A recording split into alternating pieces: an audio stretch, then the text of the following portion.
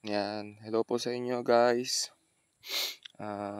Para sa mga hindi pa po nakasubscribe, please mag-subscribe naman po sa ating channel para ma-update naman po kayo sa mga ginagawa natin dito sa bukid. Ito nga po pala yung NSEC RC534 na foundation natin, pinaanin na po natin. Sa dulo po na itong video, makikita po natin doon yung inaktual natin na timbang ng naani natin. Siya nga po pala, ang naani lang po dito is 105 kabans. Pero nag-try po kami magtimbang ng isang kaban, naka 63 naman po siya. 63 ang isang kaban, ang average niya. Kaya kung i-compute mo naman po siya, naka 105 siya, nasa 130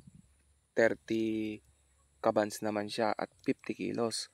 Kaya nakuha niya pa rin yung 6.5 tons na area niya sa isang hektarya. Ito na po yung actual na pagtitimbang namin ng kaban ng palay, guys. Ayan po. Hindi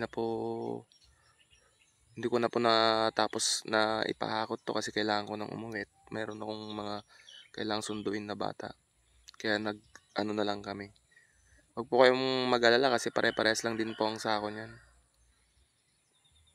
Hindi po namin pinili yung titimbangin. Yan nga po guys. So, mag-subscribe naman po yung sa mga hindi pa na subscriber dito para makapanood naman po. Maganda po ito. Pwedeng ipalusot na double diamond. Happy farming. Salamat po.